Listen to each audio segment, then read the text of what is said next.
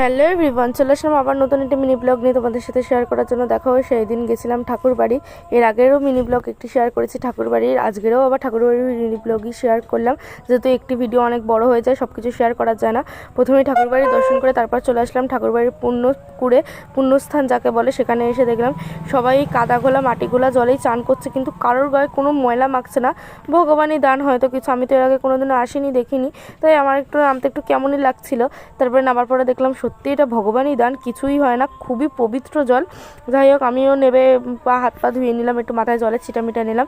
তারপরে দল আসছিল, দল আসা দেখে আমরা চলে গেছিলাম খাওয়া দাওয়া করতে। বাবা মাছ ভাত খেয়েছিল, সেটা আগে আর দেখানো হয়নি। আমরা খেয়েছিলাম তিনজনে মিলে মোগলাই, সেটা একটু শেয়ার করলাম। আর খাওয়া দাওয়া করে নিয়ে আমরা চলে এসেছিলাম একটু রাইড ছুটতে, রাইড বলতে একটু দোল্লা টোল্লা। আর এটা বাচ্চাদের কি মানে ঘোরানোর জিনিস আমি জানি না, এরকম সবাই উঠে জলের মধ্যে লাফায় আর দড়ি ধরে টানে। ওই বড় দোল্লাটায় প্রথমে ভেবেছিলাম উঠবো, তারপর দেখে আমার মনে আর সাহস জোগেনি। তারপরে ব্রেক ড্যান্সে উঠে আমি আর দাদাবু একটু মজা টজা করে তারপর নেমে গেছিলাম।